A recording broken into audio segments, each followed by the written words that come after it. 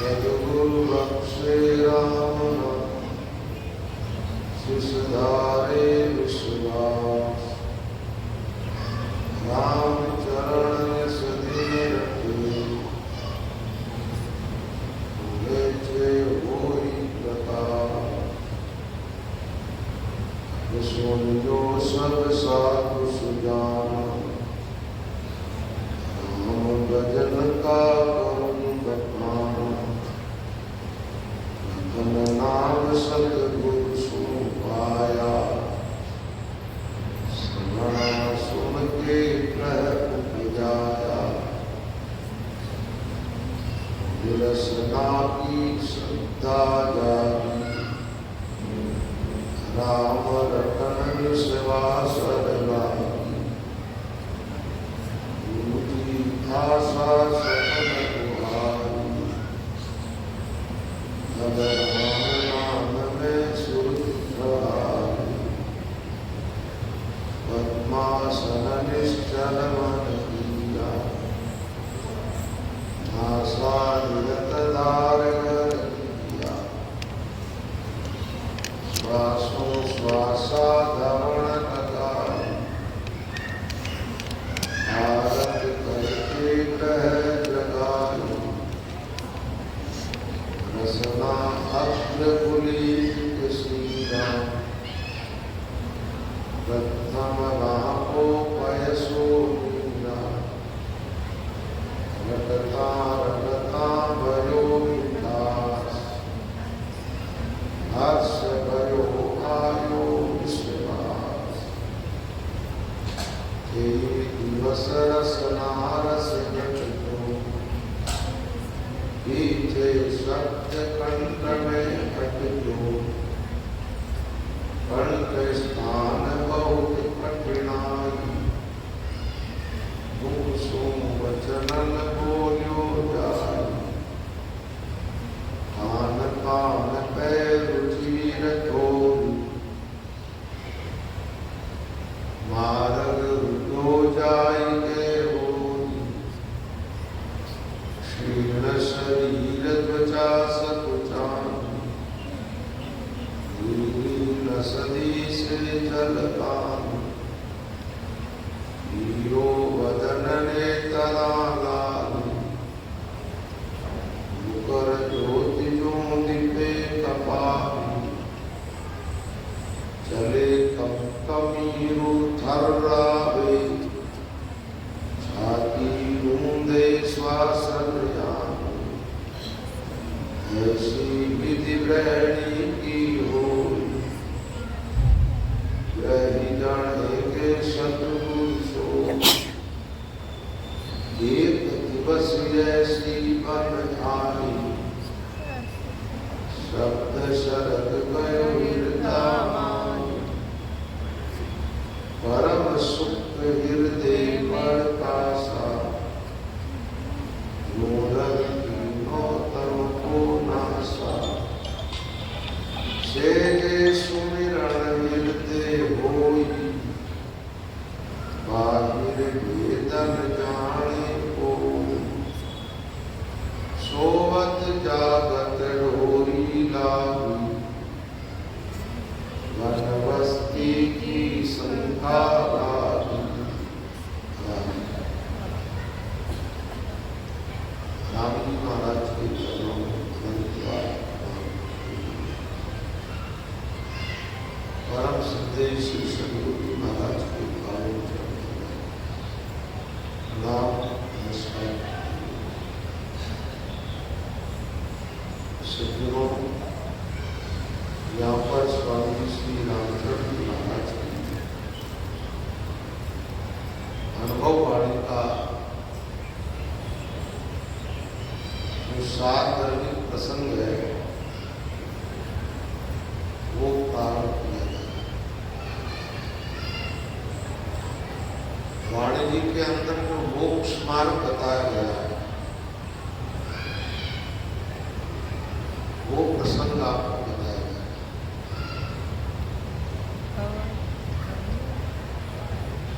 और कहीं पर कोई सबका मोक्ष का मेरी कथा है। लेकिन दार्शनिक परंपरा के अनुसार जिस किसी भी साधक को मोक्ष की प्राप्ति करनी है, या ऐसा मानो कि परमात्मा तत्व को प्राप्त करना, उसका अनुभव प्राप्त करना है, अपने आप को परम बंधन से मुक्त करना है, शाश्वत सुख प्राप्त करना है, परम शांति प्राप्त करना है, उसके लिए जो उपाय है वही इस ग्रंथ के अंदर बताए गए। अब यहाँ एक साधना संबंधी बात है, क्रियात्मक साधन की बात बताई गई। अधिकांश लोग ऐसा विचार करते हैं, बोले राम भजन करना है, साधना की जरूरत नहीं, बिना साधन ज्यादा प्राय ये सोच बनी हुई है। और ये सोच लोगों की इसलिए बनी है, लोग इन महापुरुषों की वाणियों से थोड़े दूर हो गए। वाणियों का जो ज्ञान है, इसमें निर्गुण और निराकार तत्व का ज्ञान है।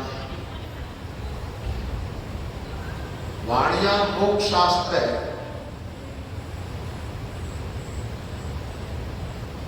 ज्यादातर लोग लौकिक सुख और सुविधा समृद्धि में लगे हुए हैं। लौकिक सुख मिले, लौकिक सुविधाएं मिले, लोक में सम्मान मिले, समृद्धि हो, धन आदि मिल जाए, उसमें लगे। और इस प्रकार की कामना रखने वाले साधक तो मोक्ष के अधिकारी नहीं होते। जो मोक्ष के अधिकारी नहीं है,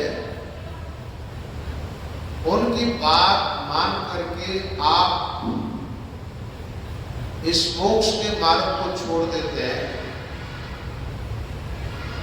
तो आप भी मोक्ष से वंचित रहेंगे। इस बात को आप सब जानते हैं, बिना युक्ति कोई भी कार्य में सफलता नहीं मिलती। हर काम में कोई युक्ति चाहिए। माता बहनों के अनुभव की बात, एक भोजन बनाती है, उसमें भी ये युक्ति का प्रयोग करती है। एक छोटे से उदाहरण के रूप में बताता हूं, कोई हलवा बनाता है। अब हलवे में चीज क्या होती है भाई? आटा होता है, घी होता है, शक्कर और पानी। मुख्य रूप से तो यही चीजें होती है। बिना युक्ति बनाओ तो एक काम करो, सब चीजें डाल करके और कढ़ाई चूल्हे पर या गैस पे चढ़ा दो, कैसा बढ़िया हलवा बनेगा। और उसी को आप युक्ति पूर्वक बनाते हो। पहले आटे को सेकना, फिर उसमें पानी डालना, फिर शक्कर डालना, उनके साथ बढ़िया हलवा बन जाएगा। जब एक छोटी सी चीज है, भोजन के पदार्थ, बिना युक्ति तो वो भी ठीक से नहीं बनते भाई। बिना युक्ति मोक्ष कैसे प्राप्त कर लो? और ये जितने महात्मा हुए, जो भजन करके सफल हुए, उन सब का तुम्हारे लिए रहा है। अब वर्तमान में जो चल रहे हैं, उनका मार्ग क्या है वो मैं नहीं करता। संत महात्मा जिस रास्ते पर चले, जो अनुभूतियां हुई, वही अपनी वाणी के अंदर लिखी हुई, उनकी वाणी में। तो वाणी जी में आप नाम प्रकार देखेंगे तो यही बातें मिलेगी। शब्द प्रकाश देखो तो यही बात मिलेगी, अंतर यात्रा वाली। वाणी जी में अलग अलग अंग है, साकी बात, चंद्रायना, चूर्णा, कवित, कुंडलिया, रेखता, हर एक अंग में आप देखोगे परिचय का अंग मिलेगा। वो परिचित किससे हुए? परमात्मा से, किस साधन से ईश्वर से परिचित हुए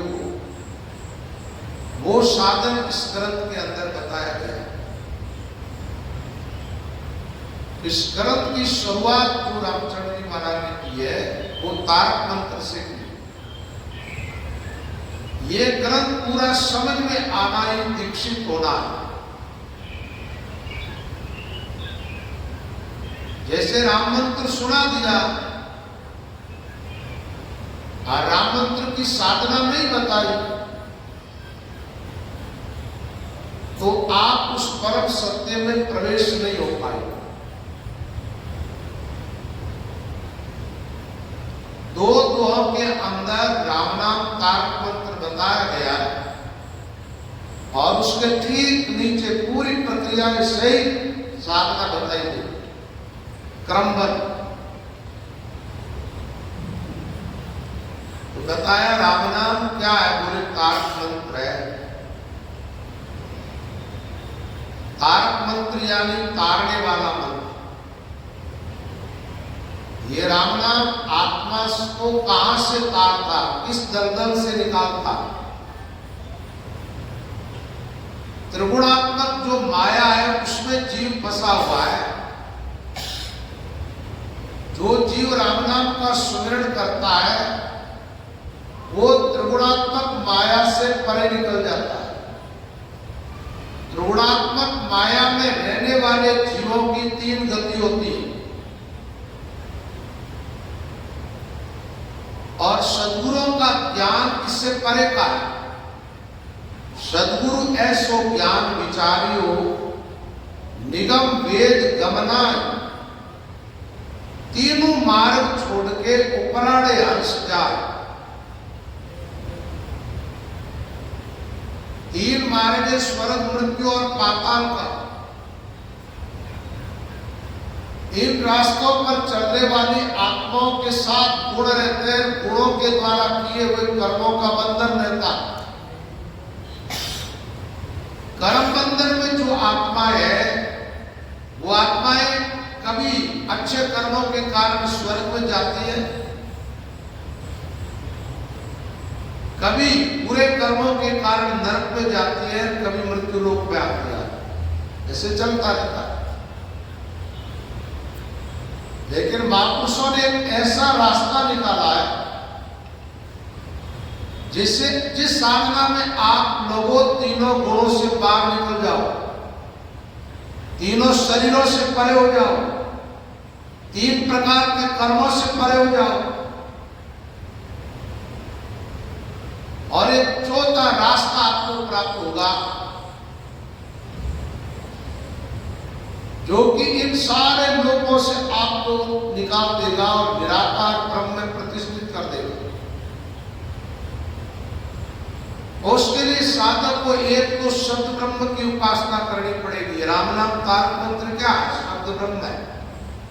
हंसा पूज शब्द उपदेशा, सार शब्द और गुरुमुख वाणी, जा का कहो संदेशा। जय तत्व को मुनिजन खोजे, ब्रह्मा दीक्षा ज्ञानी, वही तत्व गुरु चरणा में लादे, भक्ति हेत कर प्राणी। हंसा पूज शब्द उपदेशा, सार शब्द और गुरुमुख वाणी, जा का कहो संदेशा। हंसा बेगम की गम कर रे, बेगम देश वेद से नहरा, थोड़ो जन्म मरण से डर रे। हंसा बेगम की गम कर रे। बिन धरती एक अरट मंडिया, बिन बादल जल भर रे। उड़ बादल में अमृत बरसे, सो अमी पिया कर रे। हंसा बेगम की गम कर रे। बेगम देश वेद से नहरा, थोड़ो जन्म मरण से डर।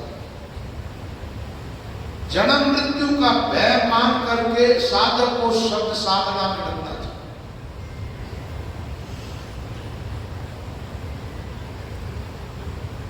साधना अंतर्मुख होगी।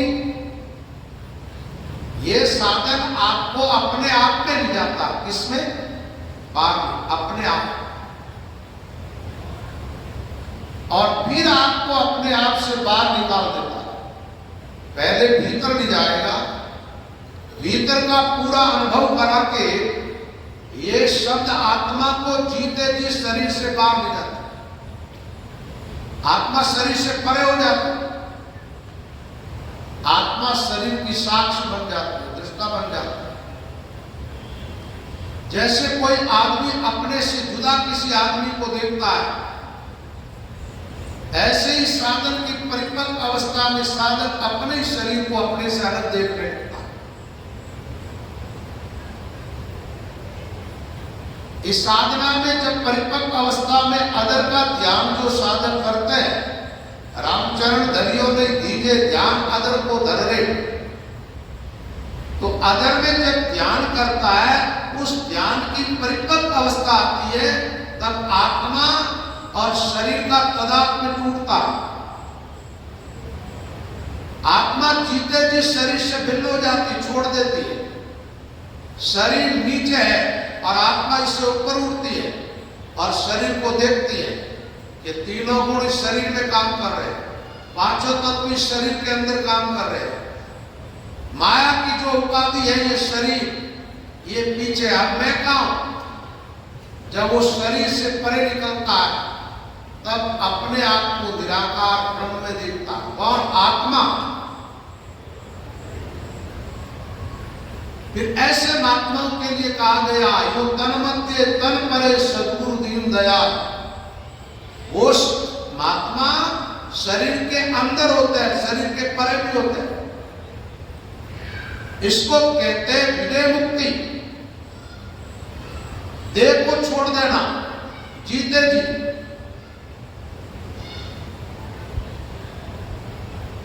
जिसको जीवन मुक्ति भी कहते हैं, जीते जी शरीर के बंधन से मुक्त होना।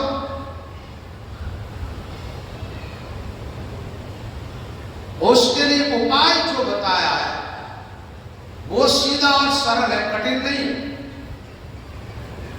कठिन लोगों ने बना दिया, कार्य कठिन नहीं। और एक बात है, जो साधन करनी नहीं चाहता उसके लिए सब कठिन है, कुछ भी सरल नहीं। और भजन में लगते हैं उनके लिए कुछ भी कठिन नहीं। तो यहां उपासना के लिए और किसी उपाधि विशेष की जरूरत नहीं है। यहां केवल और केवल नाम का स्मरण करना, इसमें और कोई वस्तु विशेष की भी जरूरत नहीं। इस साधन पर चलने वालों को सद्गुरु की कृपा की जरूरत है। बिना गुरु कृपा, बिना सद्गुरु के कोई साधक इस साधना में सफल नहीं हो सकता। तो यह महाराज कहते हैं, राम नाम तारक मंत्र है। तारका कहां से है? डूबा हुआ कहां है? जीव अभी लोगों को जीव के बारे में पता ही नहीं है, केवल शरीर में जी रहे हैं। 5 तत्व और तीनों गुणों में लिप्त हो गई आत्मा।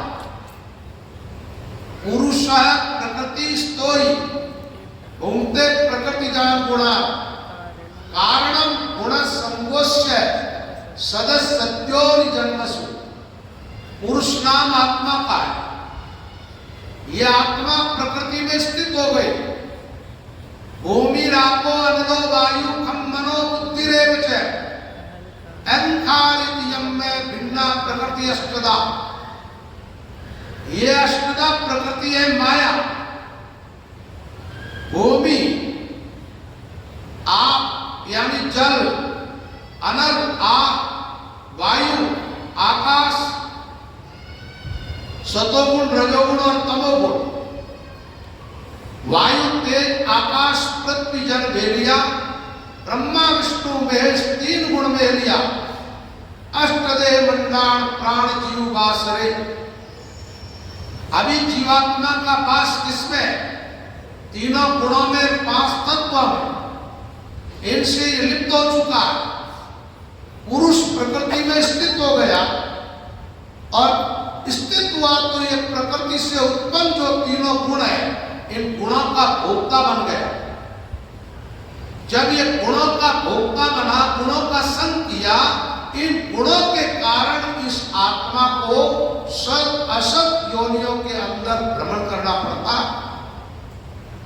तो तारक मंत्र जीवात्मा को तारता है। कहां से निकालता? तार करके। जैसे कोई आदमी पानी में डूब रहा और डूबते हुए को पकड़ के आप किनारे कर दो तो वो गिर गया। आत्मा इस माया की दलदल में डूब रही थी। इसके कारण बार बार जन्मना मरना और गर्भ की यातना भोगना।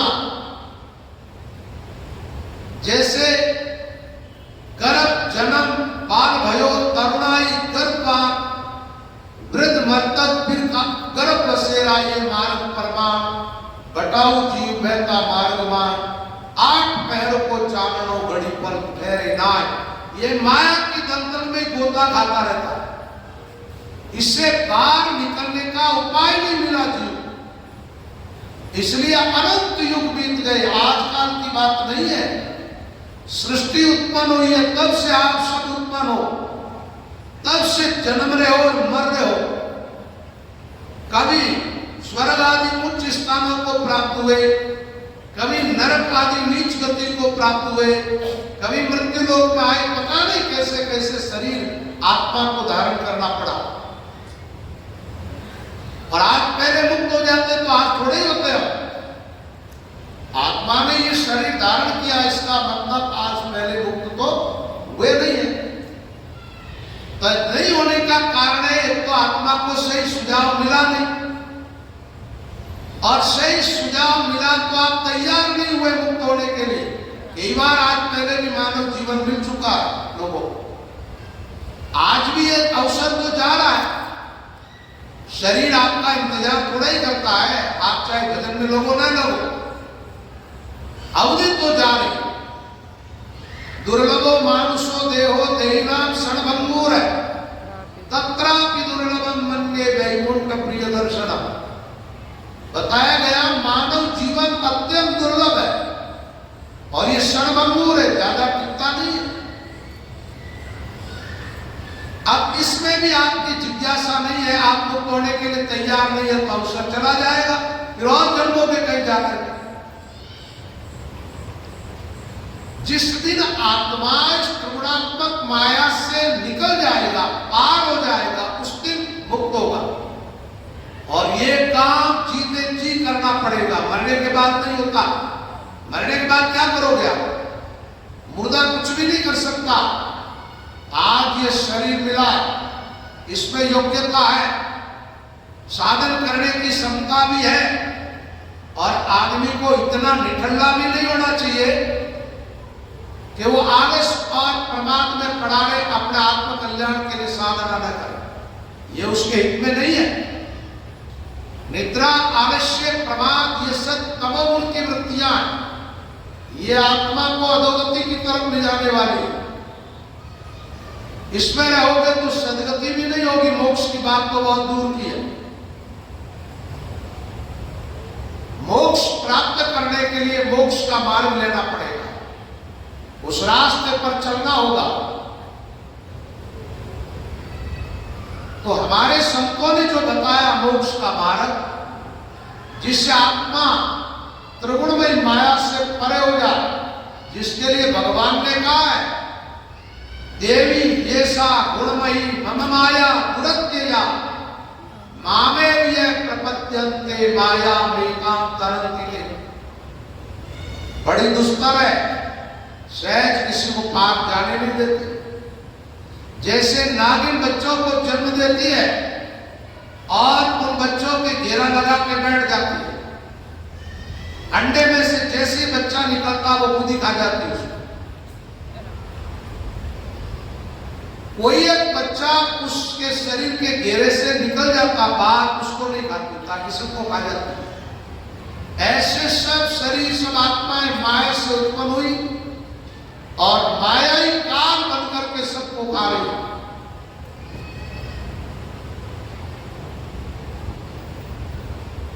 इसलिए माया से परे होना है भजन में लोगों। अब भजन कौन करेगा भाई? भगवान ने एक बात कह दी, नैमां दुष्कृतिनो मूढ़ा प्रपद्यन्ते नराधमा मायया अपहृत्य ज्ञानासुरं भावमाश्रिता। भगवान कहते माया ने जिसके ज्ञान का हरण कर लिया है,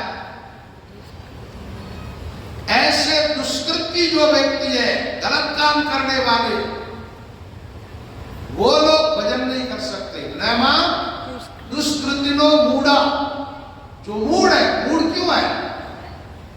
माया का हृत ज्ञाना, ज्ञान तो माया ने हरण कर लिया, तो आदमी मूढ़ता कोई प्राप्त होगा।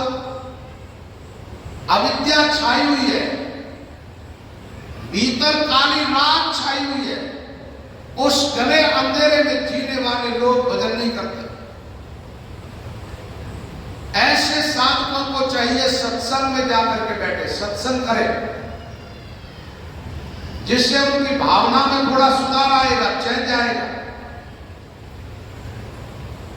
और गलत की जगह अच्छे कर्म होने लगेंगे उनसे। भजन करने वाले 4 प्रकार के बताए गए। चतुर्विधा भजन्ते माम जना सुकृतिनो अर्जुन, वो चारों ही सुकृति है। सुकृति का मतलब होता अच्छा काम करने वाला, और दुष्कृति का अर्थ होता गलत काम करने वाला। माया ने जिसके ज्ञान का हरण कर लिया है, अब माया का अक्सर अर्थ जो है लोगों ने बहुत छोटे रूप में किया। लोग विचार करते रुपये पैसे ये माया, अरे ये तो जड़ है, या स्त्री पुत्र आदि जो परिवार ये माया, ये भी तुम्हारे से पार है। आपका ये शरीर किससे बना ये देखना पड़ेगा। शरीर किससे बना? ये शरीर जो है ये आत्मा के लिए आत्म कल्याण में बाधक भी है, साधक भी। माया इसके अंदर काम कर रही है। जब आप साधना में लग जाते हो, श्वासोश्वास भजन में लगते हो, गुरु महाराज से मंत्र ग्रहण करते हो, तो ये मंत्र तारता क्या करता है? कहां से? माया से निकालता जीवात्मा। नहीं तो कैसे करे भाई? कोई कहता है ये मंत्र है, लोग कहते हैं कि मृत्यु के बाद तुम्हें इस संसार से भगवान के धाम में ले जाएगा।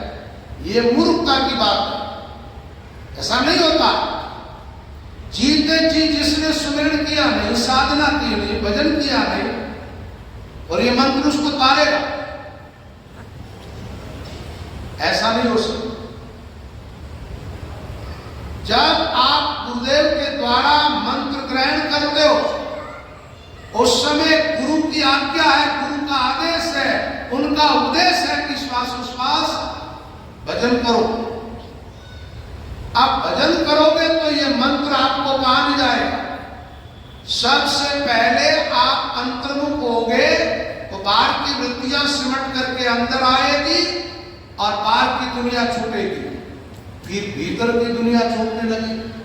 आप अंदर उतरते हो ना, भजन साधन करते हुए कंठ हृदय नाभि आदि में जब ध्यान लगता है ना, तो ये शरीर खोल के नहीं लगता। कोई खोड़ होती है ना, खोड़, रजाई तकिया आदि की खोड़ नहीं होती। ऐसे मान लो कि आत्मा के ऊपर एक खोल है, ये शरीर, आत्मा से जुदा ये शरीर खोल के नहीं दिखने लगता।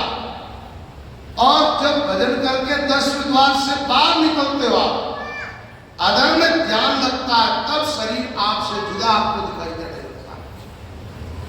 तो तारक मंत्र तारता तो है, लेकिन तारने का तरीका यह है, इसको समझना जरूरी है। तारक का एक अर्थ और होता है, तारक का अर्थ होता है साक्षात्कार करना, देखना।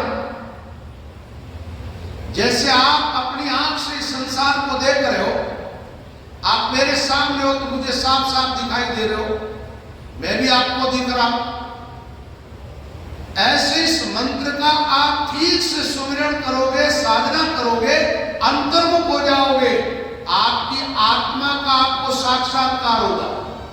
इसका आज दिन तक जिस आत्मा को नहीं देखा वो दिखाई देगा। जो निर्गुण निराकार परमात्मा है, सर्वत्र व्यापक,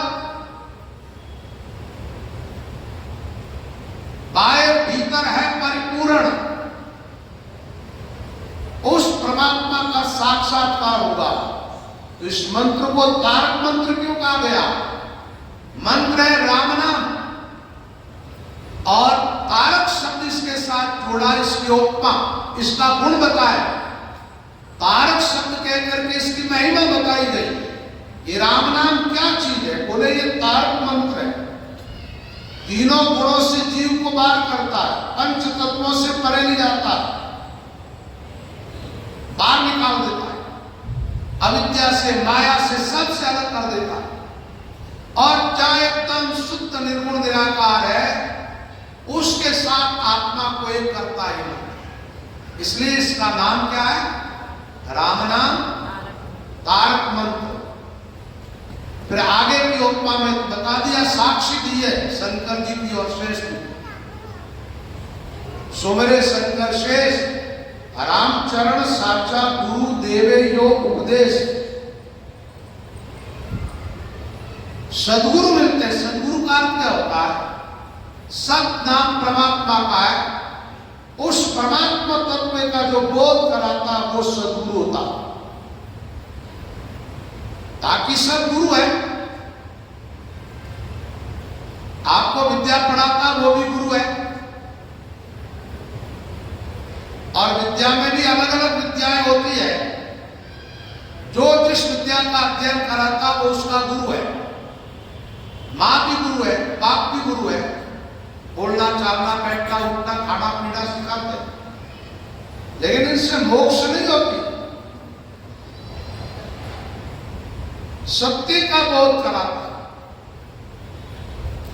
तो रामचरण साचा गुरु, साचा, ये साचा क्या होता है? झूठा भी होता है इसका मतलब।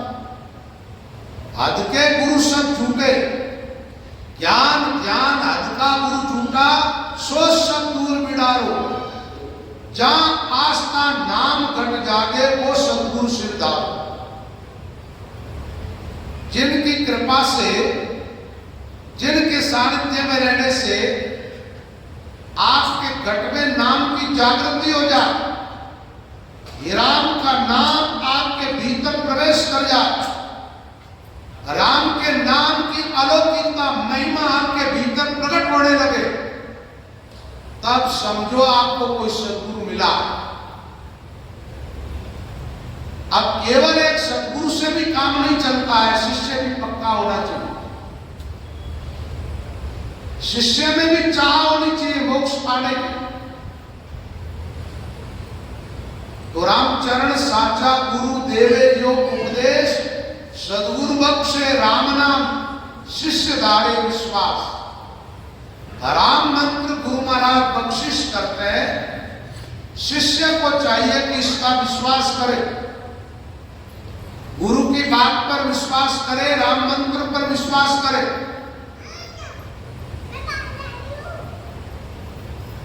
रामचरण निश्चित रटे तो निश्चय होई प्रकाश। अब विश्वास नहीं है तो साधक भटकता है, और विश्वास है तो स्थिर हो जाता है। जिन्होंने विश्वास किया है राम का, राम के नाम का, उनका कहीं पर अनिष्ट नहीं हुआ। राम ने उनकी सहायता भी की है, उनको मोक्ष की भी प्राप्ति हुई है। और जो भटकते रहे वो तो महाराज भटकने वाले जो है मां के गर्भ में फिर लटके, बार बार जन्मेंगे, मरेंगे। भटका छोड़ करके स्थिर हो जाओ, राम के नाम का विश्वास करो, गुरु की वाणी का विश्वास करो। अब आगे महाराज फरमाते, अब सोयो सब साध सुजाना, राम भजन का करूं बखाना। मैं यहाँ सत्संग में बैठा ना, उसके पहले हमारे भाई जी महाराज ने कहा तारक मंत्र की वाक्या कई जगह हो गई है, ये हमारे वीडियो चढ़ गया, इसलिए इसको संक्षिप्त में ही बताना, थोड़ा आगे बढ़ता। चलो आगे बढ़ जाते। ऐसा है, मैं तो वैसे आगे बढ़ नहीं चाहता हूं, और ये वाणी मुझे को पकड़ लेती है। कोई भी शब्द में वाणी का उच्चारण करता हूं तो सीधा इसकी गहराई में चले जाता हूं तो फिर निकलना ये एक ऐसा दरिया है शब्दों का जिनकी जितनी गहराई में गोता लगाओ उतना ही कीमती रत्न निकलता है इसमें से।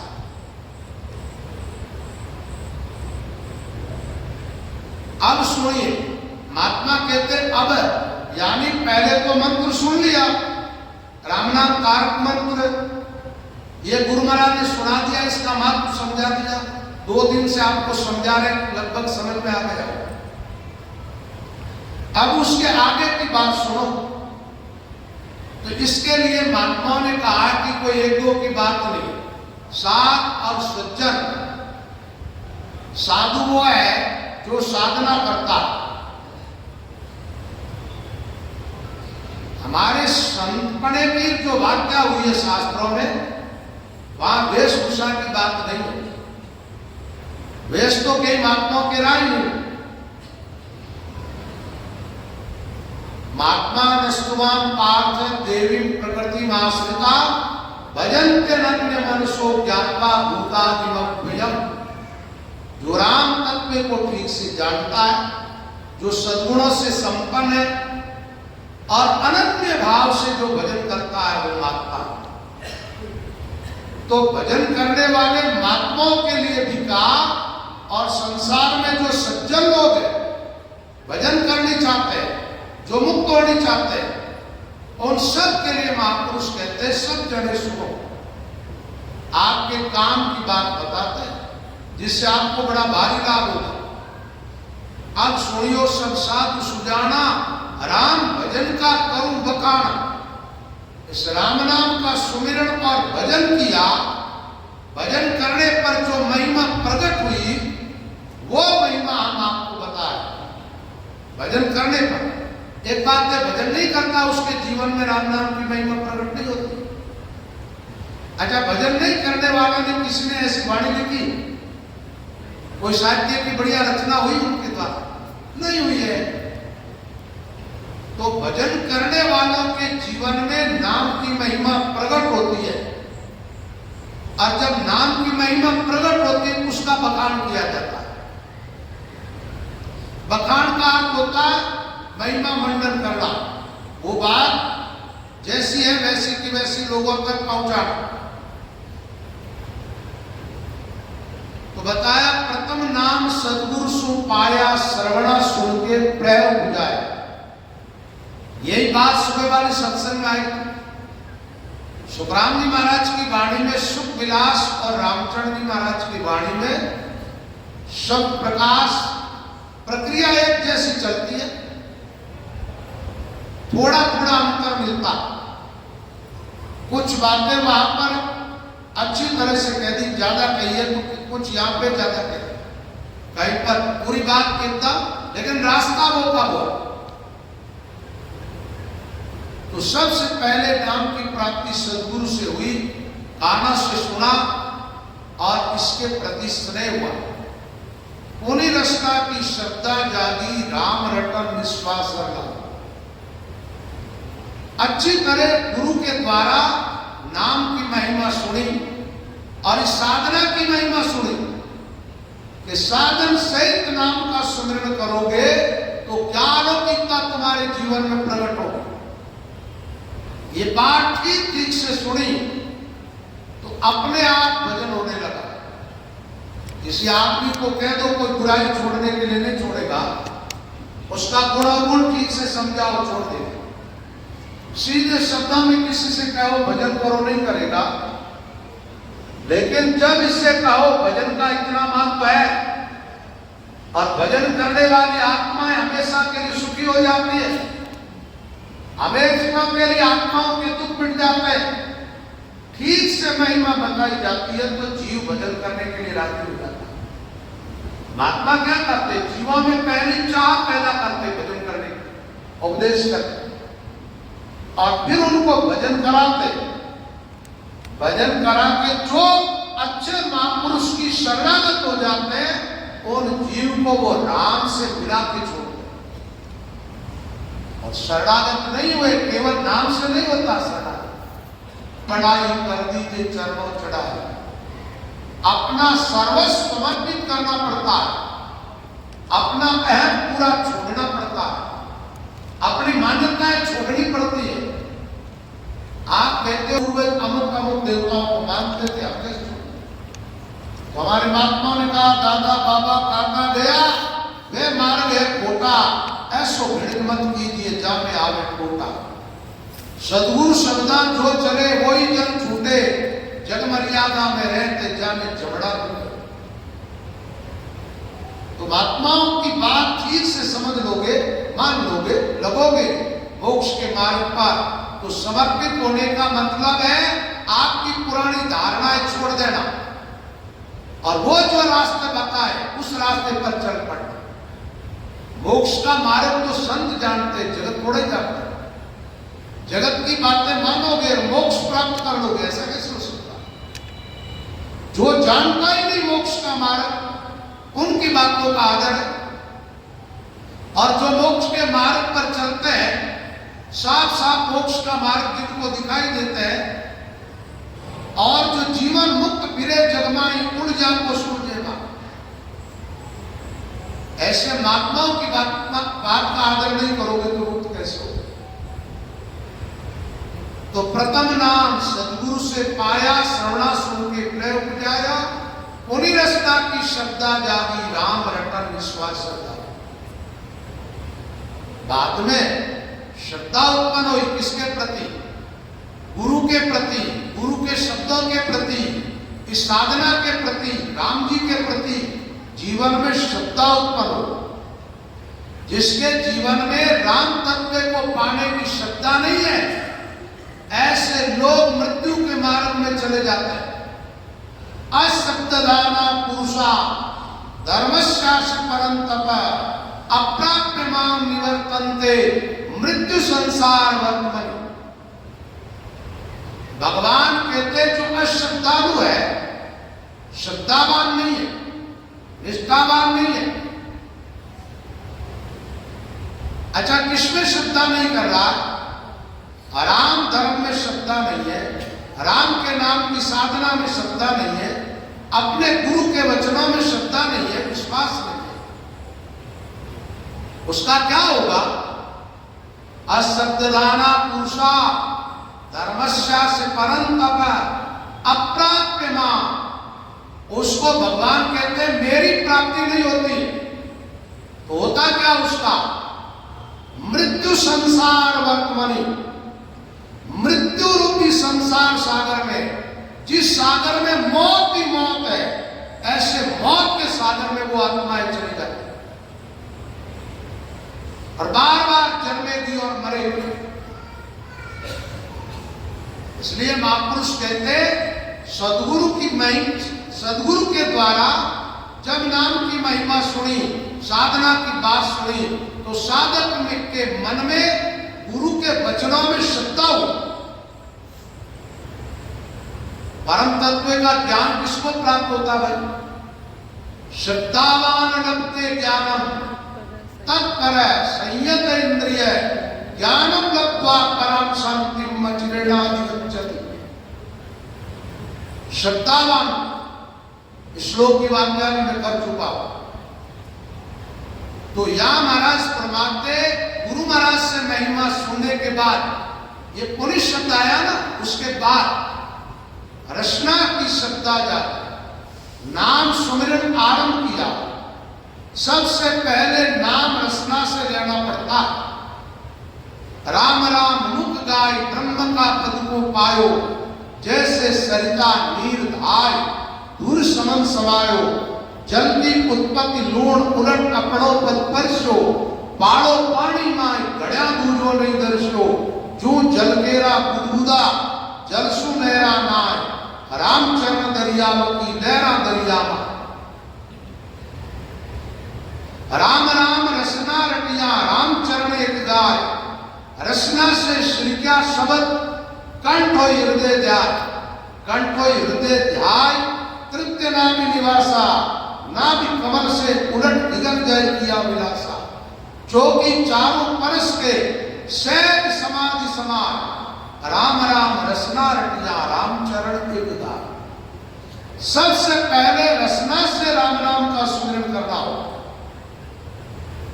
रट रट रसना राम को, हट हट हरसा राम, कट कट करम कपाट का, झटपट पहुंचे धाम, झटपट पहुंचे धाम। नाम अटपट नहीं आवे, सब खटपट मिट जाए, अगट घटघट दर्शावे। के दास हरिदास, श्वास टूटे जब तट तट, जब झटपट डट जाए, राम को रसना रट रट। और रसना की श्रद्धा, रसना से राम नाम का सुमिरन और पूरी श्रद्धा के साथ। श्रद्धा बिना का किया हुआ काम को व्यर्थ हो जाता है, इसलिए श्रद्धालु बनो। राम रटन विश्वास जाति गाजी। आप सुमिरन में लगे तो महाराज रात दिन, जब शुरू में भजन करते थे ना, हमारे गुरु भाई कोई पहले उठ जाते तो हम विचार करते हम बहुत पीछे रह गए। पूरी लगन के साथ जो भजन में लगता है रात दिन, यही महात्मा ऐसे हुए भजन करने के लिए संसार से बोलना बंद कर दिया, क्योंकि दूसरा शब्द जबान से उच्चारण ही नहीं करता, राम नाम का सुमिरन करता।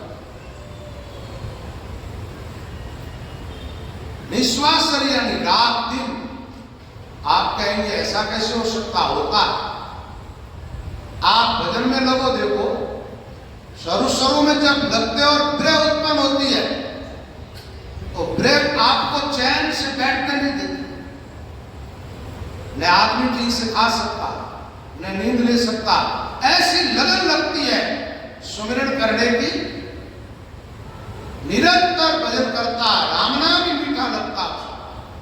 ऐसे कई महात्माओं के पद है। गड़ी नहीं आवड़े राम की तुम दर्शन बिनको, तुम हो मेरे प्राण प्यारे, अब जीवना कैसे हो। अन्न नहीं भावे, नींद नहीं आवे, प्रे सतावे मोय, गाय जो गोमत गिरो मारो दर्दन जाने को, पलक नहीं आवे राम तुम दर्शन। रमैया मेरी पलकन लागे हो, दर्श तुम्हारे कारणे विश्वास जागे हो। पलक नहीं लगना इसका मतलब आंख बंदी नहीं होती, उसको कहते लगन। तीव्र लगन जब लगती है तब साधक का काम बनता है। राम रटन विश्वास करता। एक और बात कहना है, भजन करने वालों के जीवन में और कोई कामना नहीं रहनी चाहिए। कामना होगी तो मामला गड़बड़ होगा। इसलिए महापुरुष कहते तुझी आशा सकल बुहारी। एक आरती है जिसमें भी ऐसा ही, प्रथम आरती मंदिर बुहारिया, राम राम रट कर्म निभाए। और कोई जीवन में आशा नहीं। आशा एक राम की, दूसरी आशा छोड़ दे, और नाता एक राम जी से, दूसरा नाता तोड़ दे। एक आस विश्वास, दूसरी आशा शकल बुआ। ये आशा जो है ना, दूसरी कामना, ये संसार का सुख भी मिले और भजन भी करते रहिए, दो काम भी। भजन में बैठो, उस टाइम एकदम खाली हो जाओ। संसार को भीतर बैठा लिया और आप भजन कर रहे हो, कैसे होगा भाई भजन? भजन में बैठते हो उस समय आपके भीतर जो है उसको बाहर कर दो। किसी का भी चिंतन नहीं होना चाहिए, किसी प्रकार की भी कामना नहीं रहनी चाहिए। कामना रही तो फिर जग होगा। कामना का मतलब उसकी पूर्ति भी नहीं होती। कामना जो भी एक मोबाइल मिल गया, पूरी हो गई, वो नवीन रूप लेकर के आई। और कोई वस्तु के लिए वो मिल जाएगी तो और नया रूप ले ले। कामना की पूर्ति नहीं होती है, उसका त्याग होता है। आप कहीं जलती हो, उसमें धीरे धीरे लकड़ियां डालते जाओ, घी डालते जाओ, 1000 वर्ष तक आग ठंडी नहीं हो।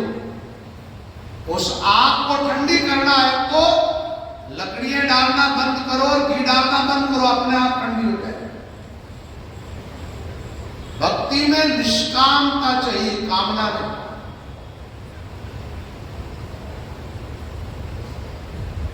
तो यह बता दूजी आशा सकल बुआरी।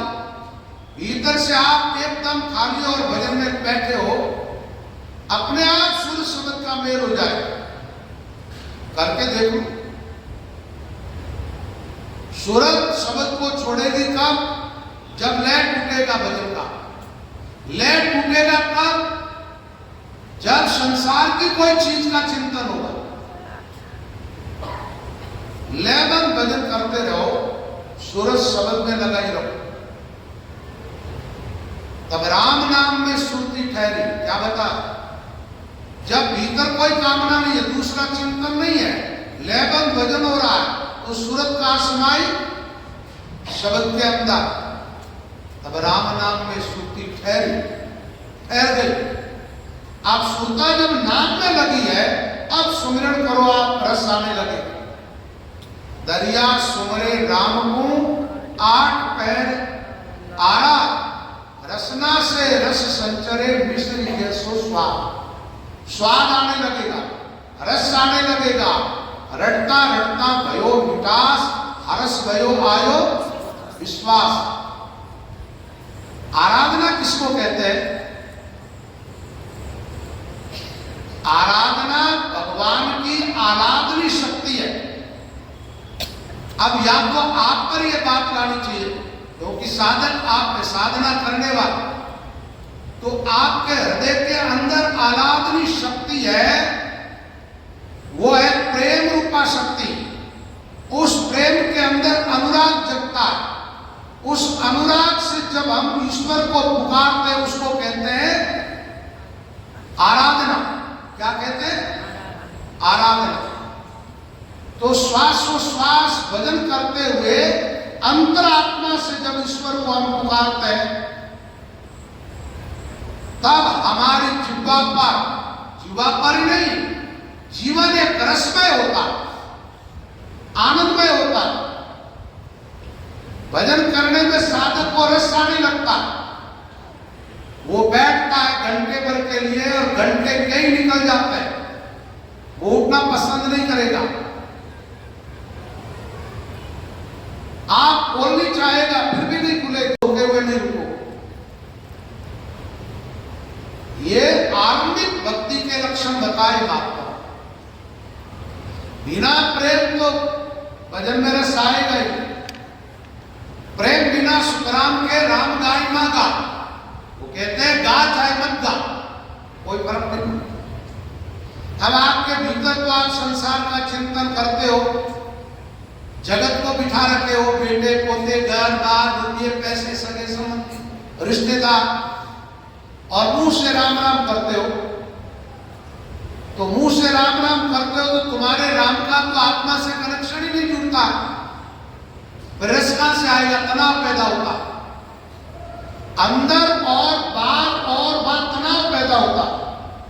कई बार साधक कहते हैं, आप कहते हैं सुख का साधन राम है, फिर ऐसा सुख का हमें अनुभव क्यों नहीं हो रहा? अनुभव इसलिए नहीं हो रहा है कि आपकी आत्मा को इस राम शब्द ने अभी तक छुआ ही नहीं। राम शब्द जब आत्मा को छूता है तो आत्मा भीतर से जग जाती है, और जागे फिर सोवे नहीं जंदरिया बड़भा। वही बड़भागी है जो अंतरात्मा से भीतर से जगता है। उसके लिए सूरज शब्द का मेल जरूरी है। तो महाराज फरमाते हैं, राम नाम में सुरती ठहरने का मतलब क्या हुआ? ठहर गई, रुक गई। अच्छा, सुरती शब्द में अब आप क्या चिंतन करोगे? फिर उसके लिए पहले अच्छा अभ्यास करना पड़ेगा। अभ्यास योग युक्त चेतसा नान्य गामिना परमं पुरुषम दिव्यम याति पार्थानुचिंतये। गीता में भगवान ने ये बात इस ढंग से कही, बोले अभ्यास योग से युक्त हो जाओ अर्जुन। भजन में लगना है। चेतसा नान्य गामिना, तुम्हारा चित्त अन्य गामी ना हो। इस साधना को छोड़ करके चित्त इधर उधर न जाए तो क्या होगा? परम पुरुषम दिव्यम, जो दिव्य परम पुरुष है परमात्मा, ऐसा अभ्यास करते करते तुम उस परमात्मा को पा जाओगे। लेकिन एक बात है, जब तक हिम्मत है तब तक कीमत है। शरीर स्वस्थ है, अवस्था ठीक है, तब तक लगो इस साधना के अंदर। बुढ़ापा आ जाएगा, जर्जर अवस्था आएगी, शरीर कांपने लगेगा, फिर साधन करनी चाहोगे तो भी ठीक से होगा नहीं। और ये होने वाला। शंकराचार्य जी का एक श्लोक है, अंगम दलितम पलितम मुंडम दसन विहीनम जातम तुंडम वृद्धो याति गृह्वा दंडम तत्पिन मुच्यति आशा पिंडम भज गोविंदम गोविंदम भज मूढ़मते। वो कहते अंगम दलितम, शरीर के अंग ढीले होने लग जाते। बुढ़ापा में देखो लोगों का मांस गलता, चामड़ा लटकने लग जाता। अंगम दलितम पलितम मुंडम, सिर के बाल एकदम सफेद हो जाते, काले बाल चले जाते। दसन विहीनम, मुंह से दांत भी गिर जाते। अब उस अवस्था में कोई भजन करनी चाहे तो कैसे करेगा? और युवावस्था के अंदर माया से चित्त इतना प्रभावित हो जाता है, ऐसा आराम, खाना पीना, लोग व्यवहार, उसमें लगे रहते हैं। इसका कारण है कि उन लोगों के मानव जीवन का बात को समझ में नहीं आया। करना है सो अब कर लीजिए, जीवन जावे भागो। जब आप होश में आओ, जब सत्संग मिले तभी भजन में लग जाओ, देर मत करो। मरना है रहना नहीं, या में फेरन सार, जन दरिया बेमान दे अपना राम समान। जर्जर अवस्था आएगी, बुढ़ापा, और बुढ़ापा के साथ ही जाओ इस से। सपना है संसार रैन का देखना, क्या ले आयो यार क्या ले जाएगा, अंत चले सगना है अंत पछताएगा। जगत है सपन रैन का देखना, अरहा बाजिंद बाजीगर का खेल भया सब पे कड़ा। आत्म कल्याण के लिए सावधान हो जाओ। एक बात है, भजन करना तो चार चीज को याद रखो, वैराग्य बना रहेगा। इंद्रियार्थेषु वैराग्यम अनंकारेव च जन्म मृत्यु जरा व्याधि दुख दोषानुदर्शन। जन्म, मरण, ज्वरा यानी बुढ़ापा और व्याधि, ये चारों चीज इस शरीर के साथ। जन्म हुआ, जन्म हुआ जब कैसे हुआ? जैसे जलती गाड़ी होता, तांदिन लई पीड़ा पा, माता गई आपको भूल, निक्षो रुधिर के संजूर, जेलियों के कपड़ा माई अब हरित आगे।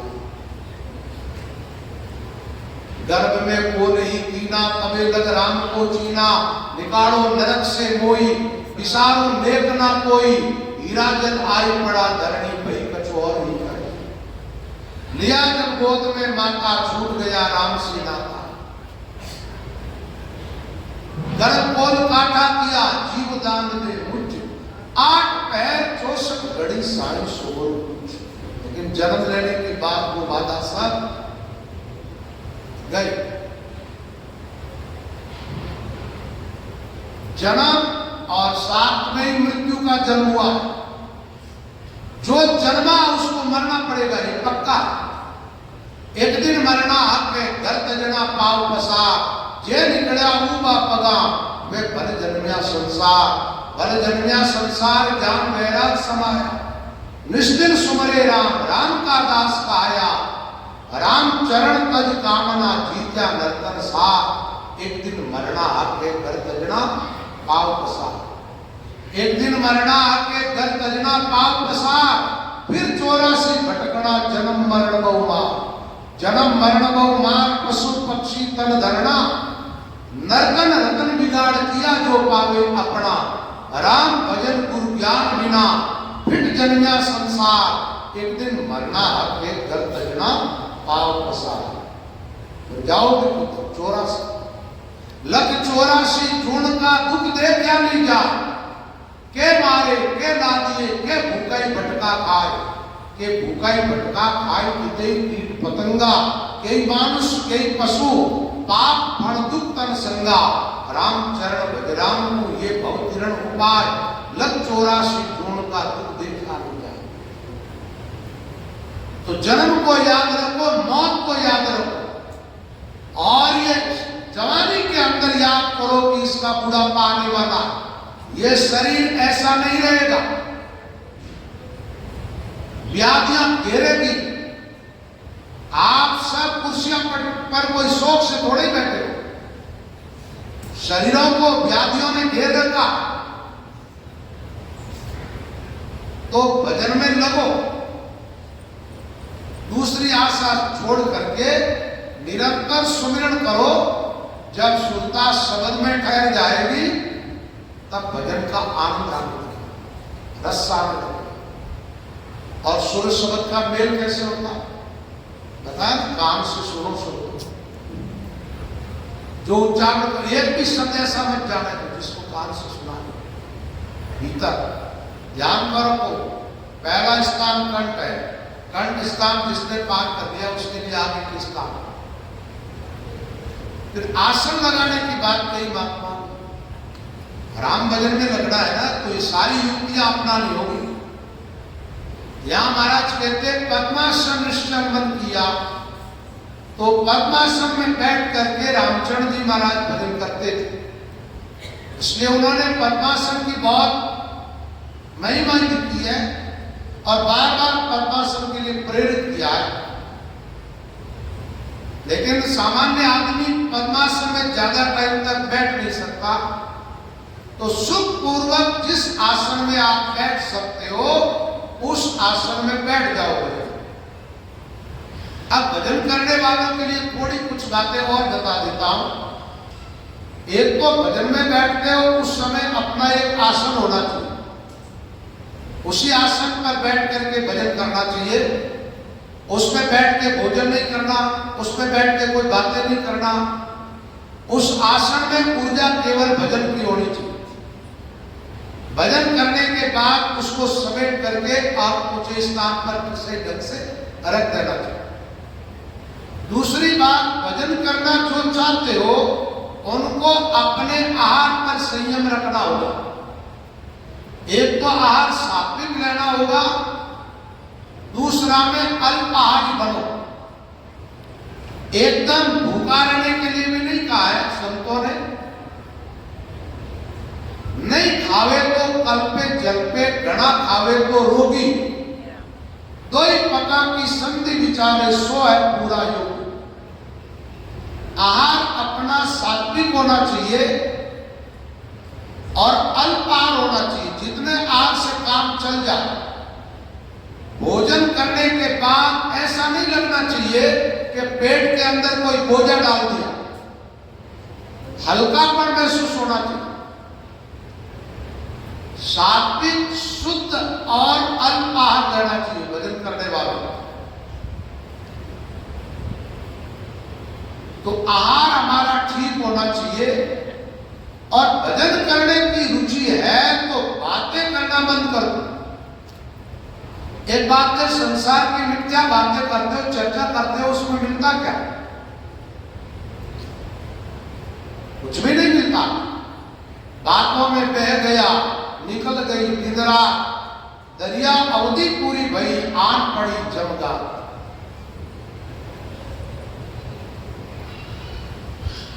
अपनी वाणी पर संयम रखना चाहिए। जितनी आवश्यकता है उतनी बात करो, उससे ज्यादा तो भजन होगा। आहार, आसन और व्यवहार के अंदर जो राम से विमुख लोग हैं, भजन साधन नहीं करते हैं, उन लोगों से मेलजोल कम रखो, दूरी बनाओ धीरे धीरे, और राम भक्तों से निकटता बढ़ाओ। भजन साधन करने वाले परस्पर जो भाई बहन है वो मिलेंगे तो भजन साधन की बात करेंगे। सागत लोगों के पास तुम जाकर के बैठोगे, वो मिथ्या चर्चाएं करेंगे, उसमें किसी की समालोचना होगी तो आप निंदा सुनोगे तो पाप के भागीदार बन जाओ, और किसी की जरूरत से ज्यादा महिमा सुनोगे तो उससे प्रभावित हो जाओ। न किसी से अपने चित्त को प्रभावित होने देना है और न चित्त को मैला होने देना। अपने चित्त के अंदर राम हो, कौन? राम के अलावा दूसरा नहीं आना चाहिए। पद्मासन निश्चल मन किया। पहले बात आई कि सूरज शब्द में रुकी, अब मन बचा, और मन की बात सब लोग करते, महाराज भजन करते, मन नहीं लगता है, विचार बहुत उठते हैं। आपको जो युक्ति बताई जाती है उसके अनुसार भजन करके देख लो, मन ठहर जाएगा, मन रुकेगा, मन की चंचलता अपने आप कम होगी। आप भजन करोगे, सबसे पहले मन निर्मल होगा, पवित्र होगा, और पवित्र मन जो है वो स्थिर हो जाएगा। इस मन को रोकने के लिए उपाय जो बताया महात्माओं ने दो है। एक तो थोड़ा संसार से वैराग्यवान होकर के रहो, किसी में राग मत रहो, जरूर से ज्यादा। और दूसरा अभ्यास करो भजन करने का, अपने अभ्यास को बढ़ाओ। एक तो अभ्यास ज्यादा करोगे भजन सहज होगा, भजन करोगे आपको थकान बिल्कुल नहीं होगी, शरीर में हल्कापन महसूस होगा, अच्छा अभ्यास हो जाएगा तो ज्यादा लंबी टाइम तक आप भजन में बैठ पाओगे। अर्जुन ने भगवान कृष्ण से पूछा, बोले कृष्ण आपने कहा है कि ईश्वर सब में है, सब ईश्वर में है, सर्वत्र परमात्मा है, उसको देखो, उसमें टिके रहो, लेकिन मन चंचल है, इसलिए वो ईश्वर में नहीं रुकता, वो संसार में नहीं जाता। इस मन को कैसे रोके? अर्जुन ने कई बातें कही है। ये वायु की नहीं चंचल है, ये बड़ा हठी है। चंचलम ही मन कृष्ण प्रभाति बलवत दृढ़म, बड़ा बलवान है। भगवान ने दो शब्दों में अभी जो आपको बात बताई वाणी के अनुसार, वही बात भगवान कृष्ण ने कही अर्जुन, असंशयम महाबाहो मनो दुर्निग्रहंचलम अभ्यासेन तु कौन्तेय वैराग्येण च गृह्यते। इस मन को रोकने का जो उपाय है वो अभ्यास और वैराग्य है। भजन में बैठो, उस समय संसार को भूल जाओ, ये राग रही तोड़ा, और अभ्यास निरंतर करो।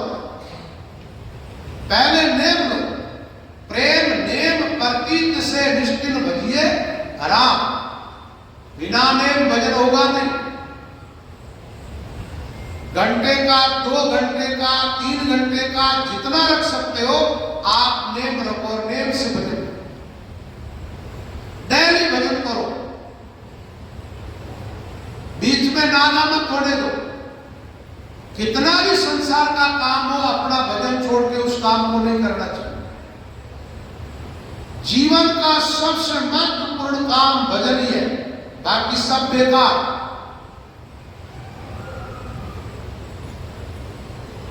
महात्मा लोग कहते हैं, प्राणिया ने समझ सुमिरो राम, सोच विचार समझ कर दिल में हरि बिना झूठा काम।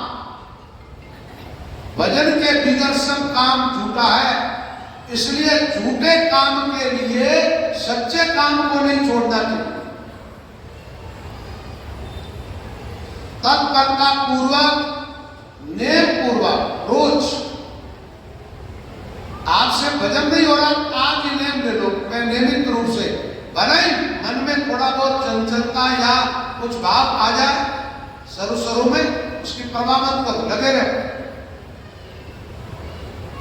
1 घंटे से जो आदमी नेम चालू करता है और 1 घंटा जो भजन में नहीं बैठना चाहता है, वो साधना में प्रवेश करने की आशा छोड़ दो। घंटे पर भी भजन नहीं करेगा तो फिर उसकी नीयत कहाँ है राम जी से मिलने की? उसकी नीयत में तो संसार है, वो तो संसार में ही रहने चाह रहा है। संसार उसको मीठा लग रहा है, प्यारा लग रहा है। भगवान कहते हैं चिंता मत कर, यही देऊंगा, जो तू चाह रहा यही मिलेगा।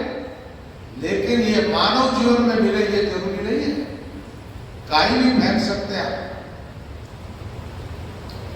भजन का मार्ग कुछ समझ में आया है तो कम से कम 1 घंटे से अपनी साधना आरंभ करो और धीरे धीरे उसको बढ़ाते जाओ। प्रेम नित्य बढ़ता सही, ये घटता है ना। भजन साधन भगवान के प्रति प्रेम दिन प्रतिदिन बढ़ते रहना चाहिए, घटना नहीं चाहिए। कई लोग कहते हैं महाराज पहले तो भजन अच्छा होता था, आजकल नहीं होता है। मैंने कहा कुछ होता ही नहीं था, फालतू की बकवास, दूसरों को बेवकूफ बनाओ, मुझे तो बनाना मत करो। भजन होता अब नहीं होता, ऐसा कैसे हो सकता? इस रास्ते पर जो चल पड़ते हैं, एक स्थान भी जिस साधक ने प्राप्त कर लिया है, ये भजन उसको छोड़ता ही नहीं।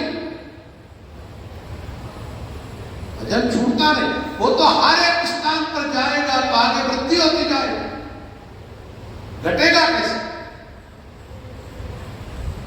तो नेम के साथ भजन करना चाहिए। आसन दृढ़, जिस आसन से बैठो एक आसन में बैठो। लेकिन एक बात ये मैं कह रहा हूं, इसमें ज्यादा दर्द होने लगे ना तो थोड़ा आगे पीछे कर सकते हो, क्योंकि नहीं तो वृत्ति वहां से भंग होगी।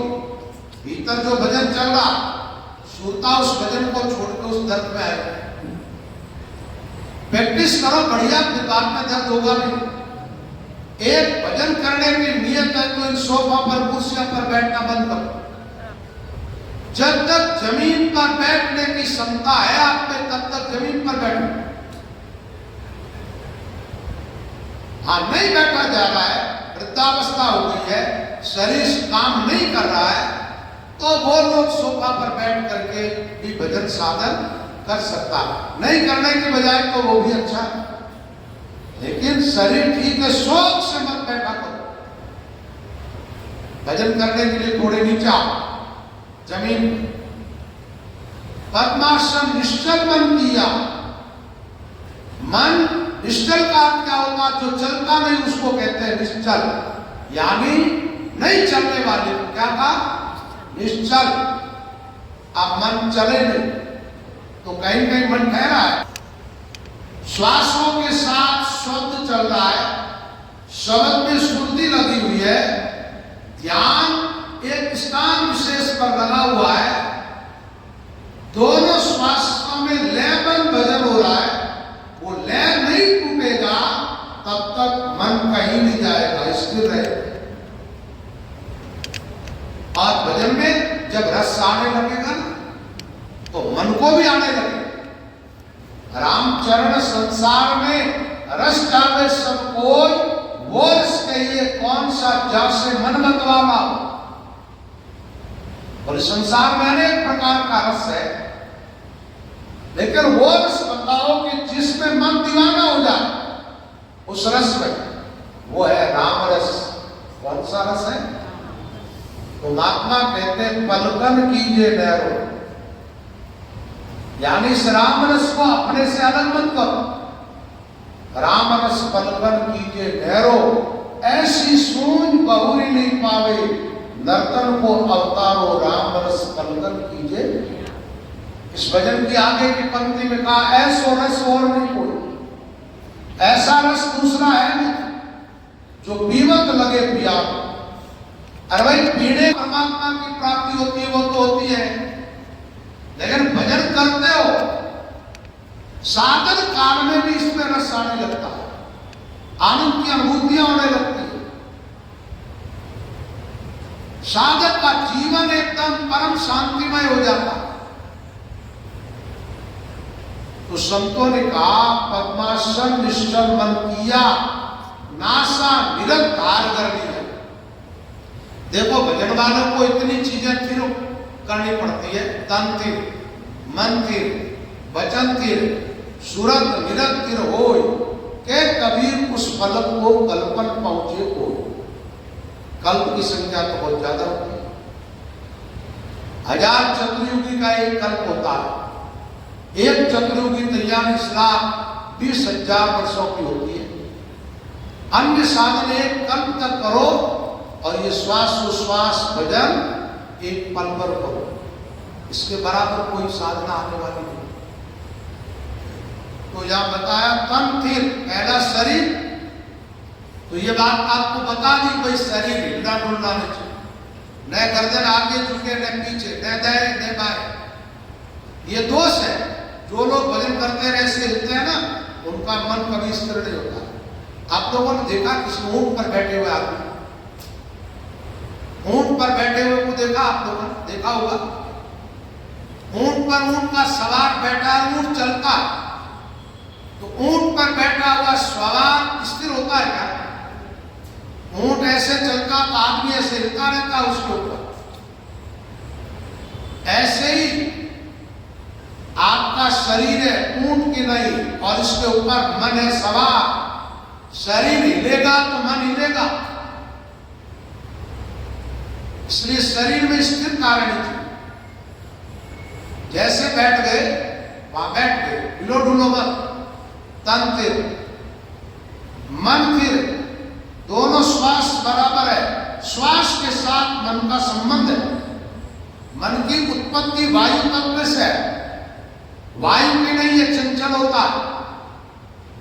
और भीतर चलने वाली श्वास को जब हम बैलेंस बना लेते, सम कर देते, दोनों को बराबर कर देते, लेवल भजन करते, तो श्वास के साथ मन जुड़ता है, स्थिर हो जाता है। तन थिर, मन थिर, वचन थिर। भजन करने वालों को चाहिए भजन एक रस करे।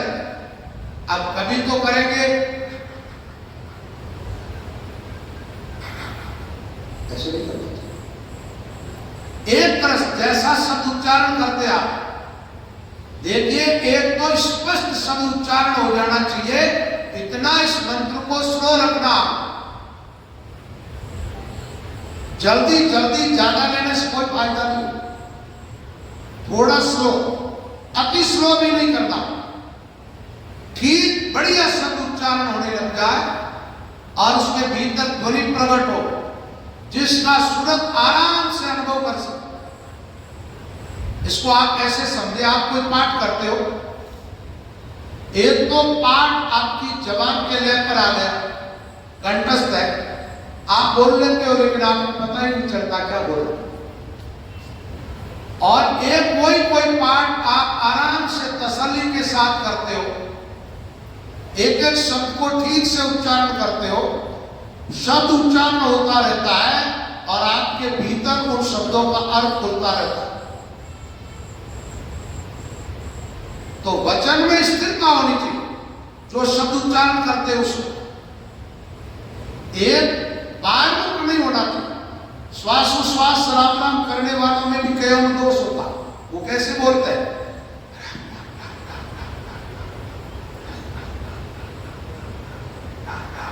जिंदगी भर करो कुछ भी नहीं होने वाला, ऐसा ही नहीं।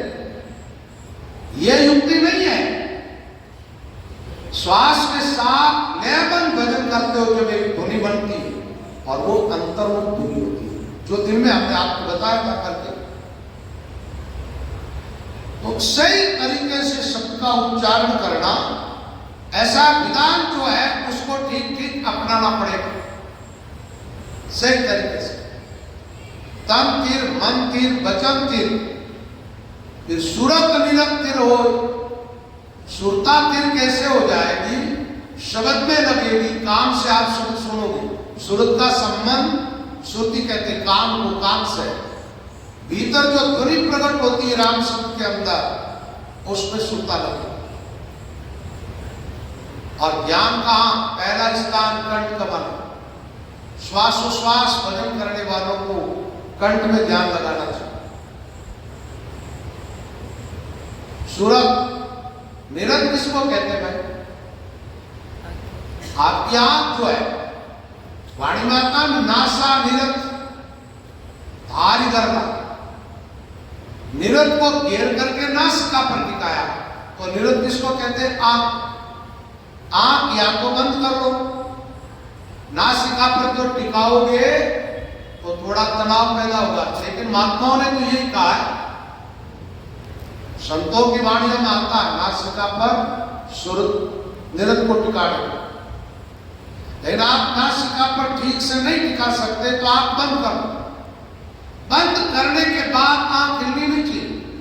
कोई मेरे सामने भजन करे, मुझे वो आंख बंद करके बैठा, उसकी आंख देख के पता लगा लेता हूं कि इसके भीतर विचार चल रहा है या सूरज शब्द का मेल। अपनी आंखों में एकदम स्थिरता होनी चाहिए। भजन में बैठो तब बंद है तो स्थिर होनी चाहिए आंख। तन तीर मन तीर वचन तीर सूरत निरंतर होय के कबीर उस पलकन कल्पन पहुंचे। तो यहां महाराज फरमाते नासा निरत धारी धरना है लिया, निरत को नासिका पर लगा करके स्थिर किया। नासिका पर वाली बात यहां एक स्थान पे आती, आगे नहीं आई। निरत को रोकने के लिए आंखें चंचल है, वो ठहरती नहीं है, तो थोड़ी देर टिकाई रखो, फिर आंख बंद करो, ठहर जाए। जब सूरज शब्द में निरंत स्थिर है, मन निश्चल हो गया है, और अब आप श्वासोश्वास भजन करते हो, तब रस आएगा। रसना से रस संचरे मिश्री जैसो।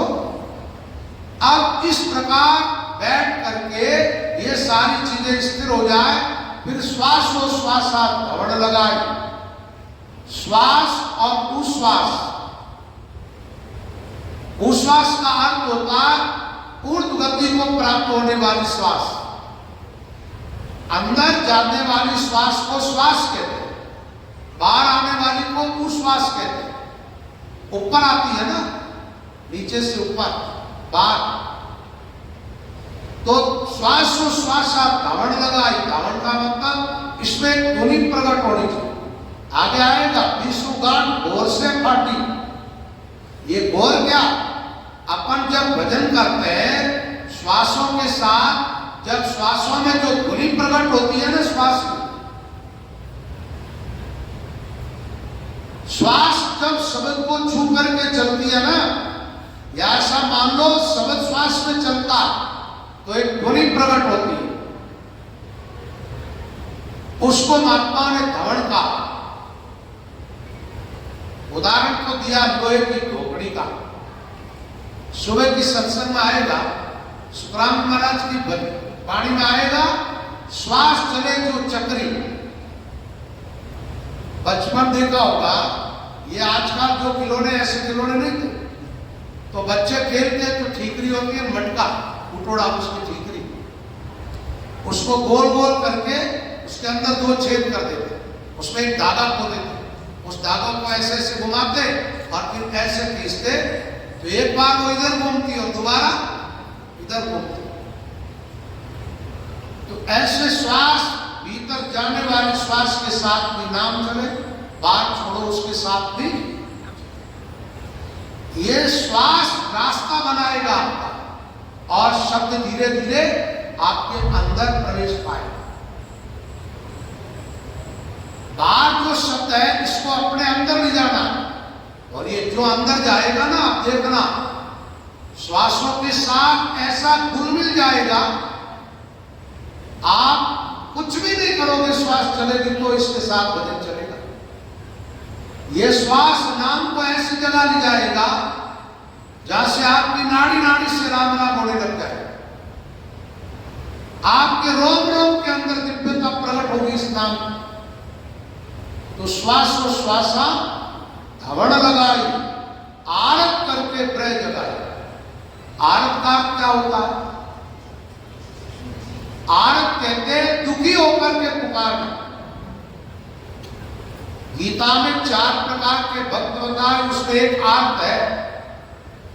चतुर्विधा भजन्ते माम जना सुकृतिनो अर्जुन आर्तो जिज्ञासु अर्थार्थी ज्ञानी च भरतर्षभ। आर्त भक्त वो है कोई दुख में फंस गया, उससे छूट नहीं चाहता और वो भगवान को पुकारता। ये जीव संसार के अंदर मोह में तीनों गुणों में फंस गया। ये जीवात्मा ईश्वर को पुकारती है इन गुणों से बाहर निकलने के लिए। हे प्रभु आप कृपा करो और इस बंधन से मुझे मुक्त करो। ऐसा अंतरात्मा की पुकार के साथ भजन करते हैं, उसको कहते हैं आर्त भाव। आर्त भाव से जब राम को पुकारते हो तो आपकी आंखों से आंसू बरसने लग जाते हैं, हृदय गदगद हो जाता है। आर्त करके प्रेम जगा, आपके भीतर प्रेम जग जाता है। प्रेम का मतलब होता आतुरता भगवान से मिलने की। उससे मिलने के लिए साधक रोने लगता है। संतों की वाणियों में आता है 8 पैर का रोवना घड़ी पलक का नाय, रोवत रोवत मिल गया दादू साहेब का। रोते हुए ईश्वर को पुकारते गए, वो महात्मा राम जी से मिल गए। कबीर सुखिया सब संसार खावे और सोवे, दुखिया दास कबीर तू जागे क्यों रोवे। प्रेत जलाया कर्म वन 24 भया उदास। रामचंद्र जी महाराज कहते हैं प्रेम प्रकट होगी तो क्या होगा भाई। आर्त भाव से राम को पुकारोगे, श्वास श्वास भजन करते हुए, भीतर प्रेम प्रकट होगी और प्रेम तुम्हारे कर्मों को जला देगी। प्रेम आग है, क्या है? अग्नि। इस जन्म के पूर्व जन्म के जितने भी संचित कर्म है आपके, सब कर्म जलकर की राख हो जाएगा। कर्मों से आत्मा मुक्त हो जाएगी। भजन करने से सबसे पहले पाप ही कटते हैं, पाप नष्ट होते हैं। पाप जड़े ऐसे जो पूछो को ढेरो। राम नाम हृदय धरो, कहां धरा? हृदय में। भयो पाप को नाश, मानो छिड़गी आग की पड़ी पुराने घास। पुराने घास में आग गिर जाती है तो क्या होता है? उस घास जल करके राख हो जाता है। एक बहुत बड़ा शोर का ढेर पड़ा बारूद, उसमें थोड़ी सी अग्नि डाल दो तो आपके जीवन में भी कई जन्मों के कर्म और कर्म संस्कार जीवात्मा के साथ रहते हैं। उन सारे कर्मों को जला करके आत्मा को एकदम शुद्ध कर देती है। प्रेम में पुकार होती है, रोना होता है और प्रेम प्रकट होती है कंठ कमल पर। कहां? ये प्रेम प्रकट होती है, आप देखना कि आपको कंठ स्नान मिल जाए। भजन कर रहे हो, कंठ स्नान का अनुभव होने लग जाए। पहले प्रेम जगे, क्या होगा? प्रेम से कर्म सब जल गया, नष्ट हो गया। कर्मों के नष्ट होते ही शब्द को आगे रास्ता शब्द के लिए तैयार हो जाता है। शब्द जबान से आगे की सकता है, कंठ कमल पर पहुंचता। तो रसना अगर अचंभ्रे से पुकारा, कुछ बातें और भी है कंठ स्नान में पहुंचने के पहले। रसना अगर खुली एक शीरा, भजन करते एक बात है, किसी से वैसे बोलो आपका मुंह सूखने लगेगा, मुंह कड़वा होने लगेगा। भजन करो, आप मिठास आएगा। सही ढंग से आप भजन करके देख लो, मुंह सूखेगा नहीं, मिठास है। रसना से रस संचरे, मिश्री जैसो रटता रटता भयो मिठास। रसना अगर खुली एक शीरा, एक शीर खुली, रसना, रसना से रस टपकने लगा, वो रस साधक पीता है, उसका पहले पहले स्वाद कैसा आता है? बोले दूध के जैसा। प्रथम वाको पैसो नीरा, पै किसको कहते हैं? दूध को। वो जो रसना में शीर खुली है वो अमृत, जैसे एक भजन में है, अमिया जरे वो साधु भाई, अमिया जरे राम भजे जारा कारज सरे। अमिया जरे वो साधु भाई, अमिया जरे और राम भजे जारा कारज सरे। यहीं से अमृत प्रकट होने लगा। पहले पैसा दूध के जैसा, फिर जो जो भजन करते जाओगे, रटता रटता भयो विकास, हर्ष भयो आयो विश्वास। भजन बढ़ता जाता, जो साधक का विश्वास कायम होता जाता। कई दिवस रसना रस घटियो, कई दिन, एक दो दिन की बात नहीं है। भजन करते रहे और इस मिठास का स्वाद लेते रहे। रसना रस घटक्यो, घटकने का मतलब क्या होता है? रसना से जो रस आया उसको घिटा, घटक जाना, पी जाना, गिट जाना। कई दिवस रसना रस घटक्यो, पीछे शब्द कंठ में। प्रेम प्रकट हुई, कर्म चले, रसना से अमृत की शीर खुली, मिठास प्रकट हुआ और सीधा रास्ता बना। रसना की अणी से शब्द आगे घुसका और कंठ स्थान में जाकर के ठहरा। इस स्थान पे पहला स्थान है कंठ स्थान। इसमें साधक को जल्दबाजी नहीं करना चाहिए, उतावल नहीं करना चाहिए। धैर्य पूर्वक बिना उताए हुए चित्त से स्थिरता पूर्वक साधक को अपनी साधना करनी चाहिए।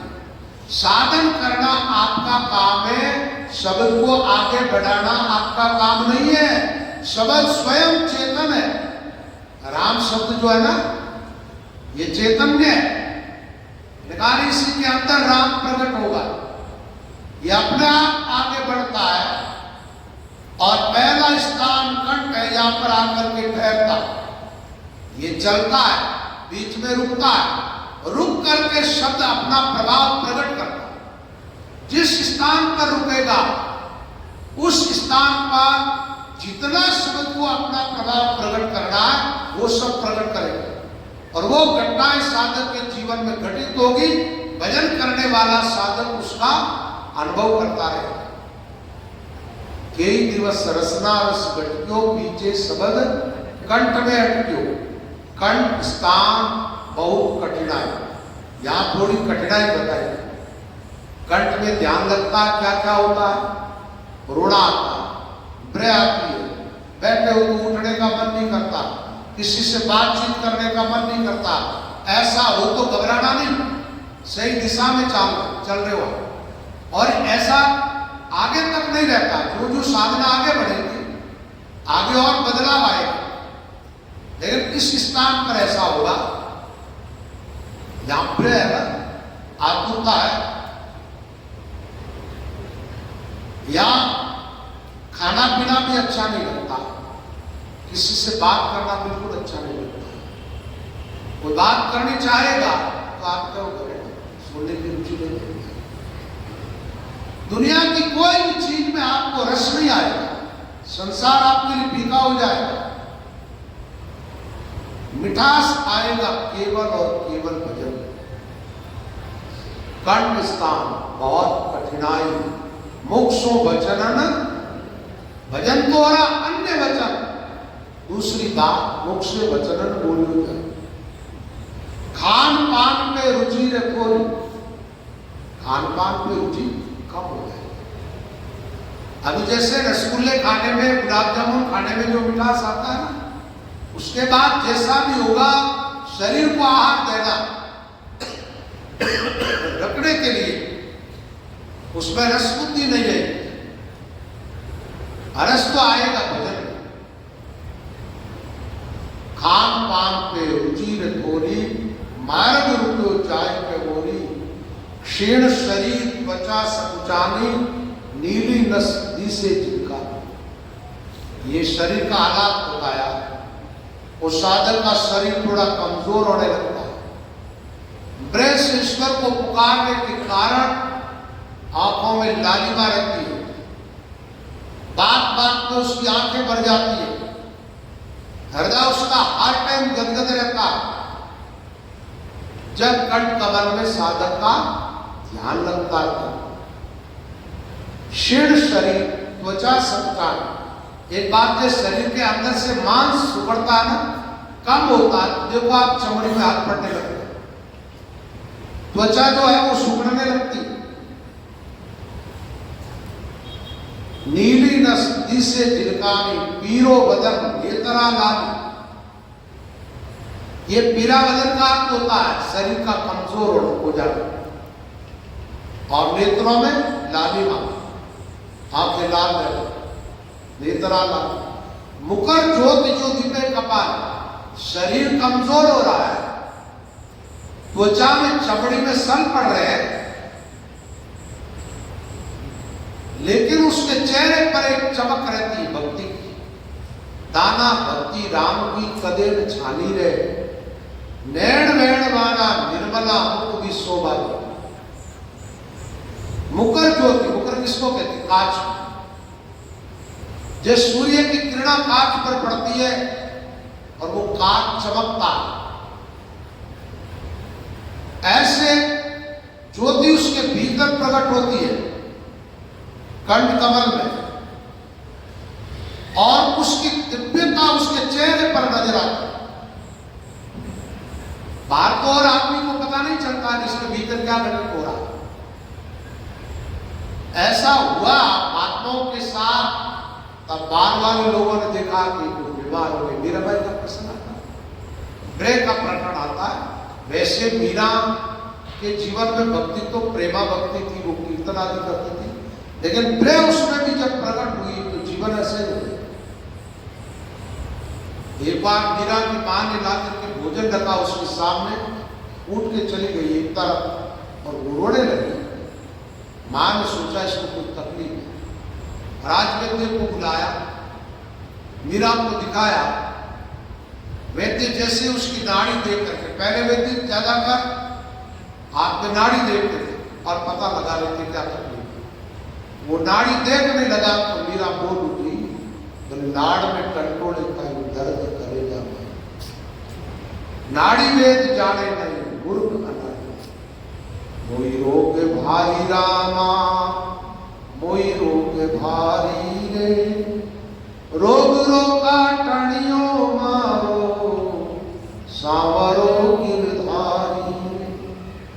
नाड़ में टंटोड़े काई, दर्द कलेजा माई, नाड़ी वेद जाने नाई, मूर्ख अनाड़ी है। घोट घोट मोटी पावे, लागे खारी खारी रे, राम रस मीठो लागे, दूजी बाता न्यारी रे। राम रस मीठो लागे, ये तुम्हारी कुटी से मेरा रोग जाने वाला नहीं। बोले ऐसा कौन सा रोग है? मीरा कहती, काना में कुंडल सोवे, मोर मुकुट धारी है, बुरी बुरी जटा वालो, माँ में भुरकी डारी है। तीन लोग तारण तिरण, मीरा दुखियारी है, तारण तुम्हारे हाथ, अरज हमारी है। ऐसी बात दादू जी ने कही। ऐसे राम मारो मत होई, जग लग मेरे तुमन होई, दीन दयाल दया कर जोई, तुम बिन दादू निस दिन रोई। रो कर ऐसी आतुरता जगी। तो इस कंठ कमल की ये महिमा है। अब जीव को वो उलटने नहीं देता। साधना जो आई है ना, कंठ कमल में आएगा। अब गति आ गई होगी, पीछे नहीं जाना। एक स्थान पर भी जिसके नाम प्रकट हो गया वो जीव नरक 84 में कभी नहीं गया। नाम जग्यो घटतन धर्राई जब तक केवल पासी लाखा गुना हो जावे तो मानो दे तो आसी। मनुष्य शरीर पक्का हो गया। जब बात यह तत्परता पूर्वक पूरी लगन के साथ श्वास भजन में लगो, इससे बड़ा भारी लाभ होगा। और ये जीवन जिस काम के लिए मिला वो कार्य आपका पूरा होगा। अनंत जन्मों की यात्रा समाप्त होगी, आपको असली मंजिल मिल जाएगी। आपकी आत्मा सदा के लिए सुखी हो जाएगी, आनंदित हो जाएगी, राम रूप हो जाएगी आत्मा। इस साधना में लगोगी तो इस साधन संबंधित जो भी बात है, आगे का प्रसंग अभी 10 मिनट रहा है तो आपको कल की सत्संग में सुनाएंगे। कल सुबह भी यही प्रसंग चलेगा। सुबह सुख विलास पर होगा, कल शाम को फिर यही प्रकरण चलेगा। अच्छी तरह से ये बात समझ में आ जाए, साधना संबंधित ये रास्ता ठीक ठीक आपकी समझ में आ जाए, फिर उस पर चलते रहे। अब ज्यादा नहीं बोलता हुआ मैं अपने बोल को विश्राम दूंगा। थोड़ी देर के लिए आप सब भाई बहन सावधान हो जाए, सीधे बैठो और श्वास भजन में लगो। जो लोग आराम से नीचे बैठ सकते हैं वो भजन का सुन करके नीचे बैठो, और जिनको कोई तकलीफ हो नहीं बैठ सकते हैं वो कुर्सियां पर बैठे श्वास भजन करो। ठीक जो युक्तियां बताई आपके दिमाग में है, आप आराम से भजन करो। भीतर से खाली हो, संसार को छोड़ दो। कोई संकल्प मत उठना चाहिए।